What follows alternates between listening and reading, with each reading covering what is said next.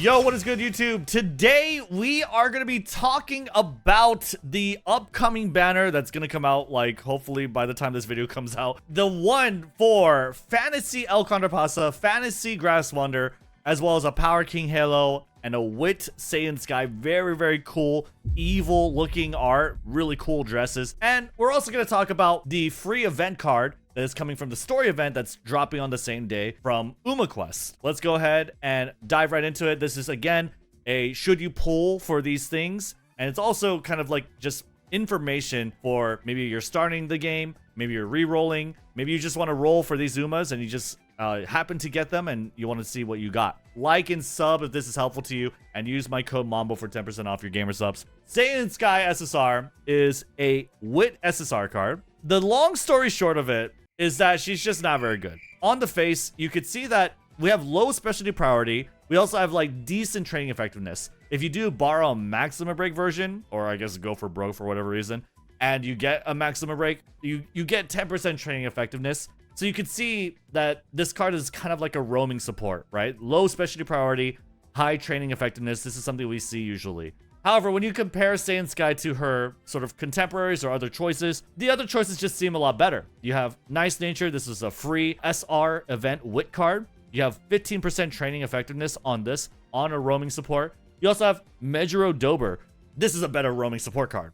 You have 5% more training effectiveness. That 5% is crucial. It's crucial because it's effective right out the gate without any conditions to build up. On top of that, it works on any one of the trainings. And so those cards just happen to do better. If they're not landing on wit training and they're going around to other training facilities and they're going to give you a buff, you want 50% over 10. Seiun Sky, not a very good roaming support card, at least compared to the other cards that are available. You have speed bonus, right, which is a little interesting. But other than that, I mean, hint levels, hint frequencies. Okay, well, what are the hints? Well, these are the same hints you get from the Seiun Sky Stamina SSR card, and none of them are that great besides like Tail Held High. You also have from the events, right, her chain events, I believe, Vanguard, Spirit, and Keeping the Lead. These are by far like the most inconsistent, the most non-reliable skills designed for frontrunners that just don't really do a lot, right? Or rather, they're very expensive as well. So I wouldn't say that this card is good. I'd pretty much say that there's like no reason to pull on the card banner, and especially this card would be the reason why. Moving on, you have King Halo as an SSR support card. This is a power card. Not only does she have really crazy art, I love King Halo. She looks really good in this card art. She has pretty decent statistic effects. You have 5% training effectiveness, 25% friendship bonus, but it's actually 35% because of the unique effect. You also have specialty priority 20 with right off the bat 0 limit break 35, right? And these type of values for specialty priority specifically kind of multiply against each other, not like 1-to-1, but it has a multiplicative effect. So the specialty priority is pretty decently high. So it's a pretty decent stat stick. If you did borrow one from a friend, you have 10% training effectiveness with 40% friendship training, which is nice. She doesn't really need mood effect. Mood effect is not that efficient, but with this high specialty priority, I think as a power stat stick, not bad. Hint level frequency is not going to give you max level hints, right? But it is going to be pretty frequent, and it's going to be pretty cheap to learn the skills that she has. Power bonus is good, but what does she offer as a hint? Well, she offers the same as the Speed SR King Halo card, which is exactly what you see over here. I can see for maybe certain cups coming up, I haven't checked all of them, but firm conditions, cloudy days could definitely apply both on a track, and so you can see like some niche usage there. But other than that, it's just mostly skills that seem to be more geared towards a late surger sprint distance runner. The only late surger sprint distance runner is King Halo, and King Halo can't use King Halo's card. So that's the kind of big problem with this card that I would see in terms of being like a hint generator. The only really good hints are like firm, cloudy, corner, which is fine, right? There's 3 good hints there. I mean, static is fine. The hints are fine, but if you're borrowing a maximum break card, you probably don't want to settle for just fine. Long story short, for either of these cards, Seiun Sky or King Halo, not really worth picking up. Definitely not very good. Moving on, we have the Gold Ship SSR speed card. Now, this is going to be the free event card from the upcoming Uma Quest event. So is this card good? What reason would you use her? Should you put like all these support points and gold in her, the monies? Well, not really. So if you take a look at the card, obviously you're going to maximum break it. If you do the event, it's really easy. All you have to do is basically run races and during the event. You can see that there's no specialty priority on a speed card. Now, it's okay to have no specialty priority on a wit card because you're not going to be always training wit, and you want these cards to go around to other training facilities and contribute their training effectiveness. But you don't really want that on a speed card. Usually every Uma needs speed, right? So having no specialty priority is kind of a huge L. But I mean, we do have 10% training effectiveness, which is a decent, stat stick passive. Really, as far as this card goes, what's really nice about it is that it has a skill point bonus and it has pretty good hints. Long story short, it's a parent card. Well, who and what type of Uma would you use this on? Well, anyone that would benefit from the hints. And this is a gold chip card, so she has a bunch of hints. She has an enormous amount of hints. Who do these skills sort of strengthen the most are going to be long end closers. You have some pretty good skills here. You have After School Stroll, which is a very consistent heal. You have Inside Scoop, which is a very valuable velocity skill for long distance tracks. You have Uma Stand, which is fine. Pretty nice on Gold Ship. Really works well with her unique in basically taking a good position starting from the mid race, right? You have Straightaway Spur, which is every end closer's dream, what they need to kind of function. Groundwork, but that's not really what end closers want. You have, however, Intense Gaze, which is typically found on the Narita Taishin SR speed card, which is really nice, right? It's a debuff exclusively for end closers, which is pretty good. So you have some good skills, but they're all really in service to like a long end closer, right? Which you could have with Hishi Amazon, with Narita Taishin. Those totally work. What about the events? Well, the events, you also have Inside Scoop. And you also have the rare, I think one of a kind. You don't see this in any other card. The gold version of Inside Scoop, which is Innate Experience. So that's pretty valuable. If you're raising a long distance Uma, this is actually a pretty good velocity skill. However, again, this is a gold skill and you can't pass down gold skills in parent run, so like it's kind of not really good. As far as like a speed card goes, if you have other SR speed cards, right, that are max Zimmer break, they're gonna be more valuable than Gold Ship. They just are, right? So what about the events? You got max energy. This one's gonna take some of your energy, right, but give you some stats. And then this one is gonna give you your Inside Scoop or Innate Experience. Taking a look at like a comparison, I think the most apt comparison to Gold Ship is probably going to be with Narita Taishin. With this comparison, you could see that Narita Taishin works better as a stat stick, but even then, Narita Taishin is just not that great. You're still probably going to run like maybe Shinko Windy. You're going to run like Sweep Tosho for sure. Asian Flash for the events or King Halo. Like any of these cards, right, are a lot better than Gold Ship when running an ace. And for running a parent, this is only really helping long end closers. Okay. Moving forward from Gold Ship, we have the Umas on the banner. Grass Wonder Fantasy Edition and El Condor Pasa. We have the Saint Jade Healer. Really cool title for Grass Wonder. It's her fantasy outfit. Let's actually take a look. Grass Wonder Fantasy Unique. There you go. Thank you.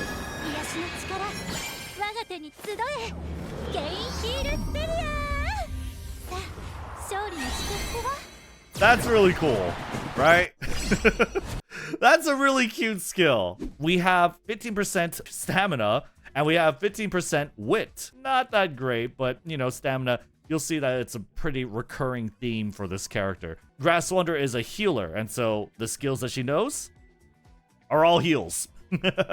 It's all heals. Her unique is a heal. All her innate skills are all heals. It's all healing her health, her stamina, her endurance, okay? If you take a look at her awakening, for whatever reason, she has Trick Front. I'm not too sure why she would have Trick Front. Most of the heals that she has is suited for a late surger, so that's kind of a weird one. But you do have cooldown, which for a long distance track, a long distance CM, it's like, okay, yeah, I mean, we're going to take whatever we can get, right? Late Searcher Savvy, which is whatever. But you have also Relax, which is, you know, fine, at least to prevent you from gassing out and possibly just allowing you to start spurting immediately.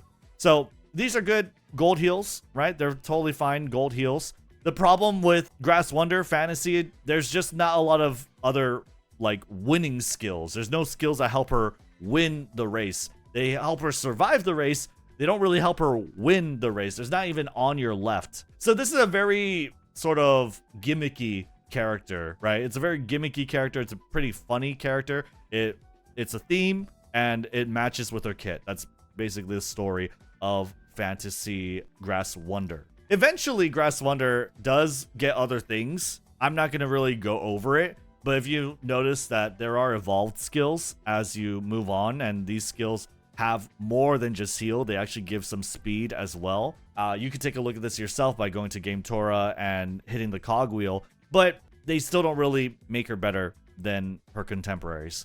If you're looking for an Uma to prepare for the Libra Cup, which is 3,000 meters, it's going to be in like 3 months, 3.5, 3 or 4 months, right? Then, I don't know, maybe Grass Wonder. I think it's probably like, if you really like Grass Wonder and you really like this outfit, that's why you're going to be pulling for her, right? It's an Oshi pick.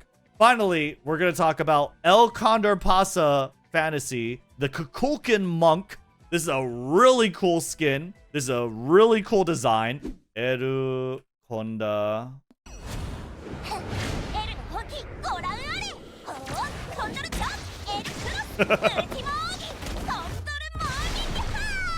The chop, the cross, and the double kick, which is sick, right? Important thing to know, a very, very important thing to know for an Oshi pick, for an Oshi player. This is El Condor Pasa's only other outfit. Right now in modern Japan, umamusume, El Condor Pasa has no other outfit, no other alternative outfit besides this one. So if you're a really big El Condor Pasa fan, definitely a very big draw for this Uma. Now, right, you saw the unique skill, you see the outfit.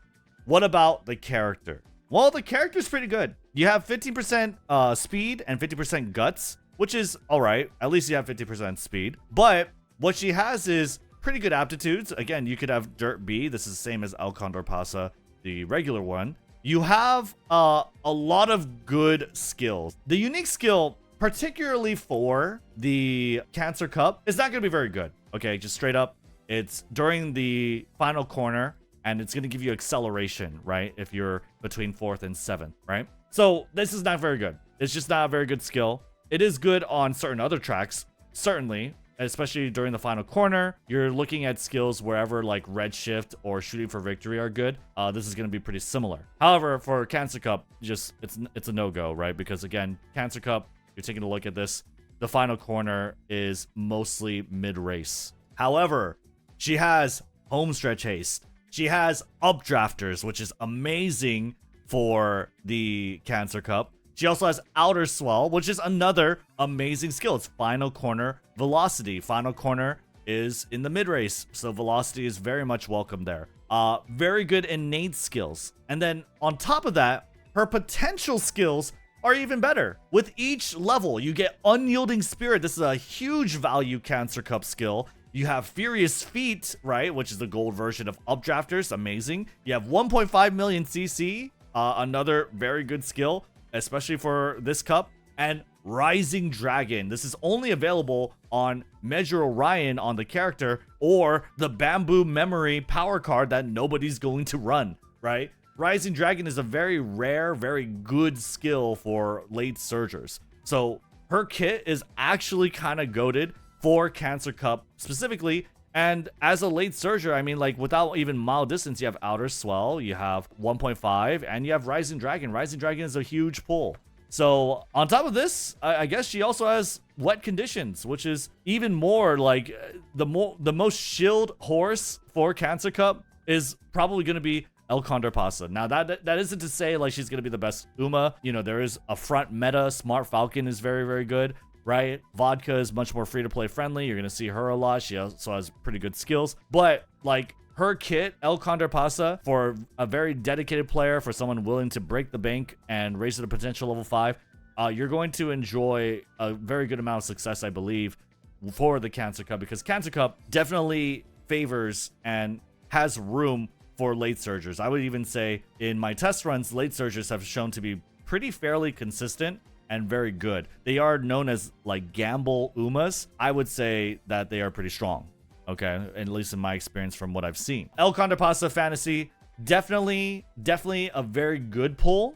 Is she a must pull? She is not like the most amazing parent. Again, her kind of niche is pretty narrow, right? She has a lot of mild skills.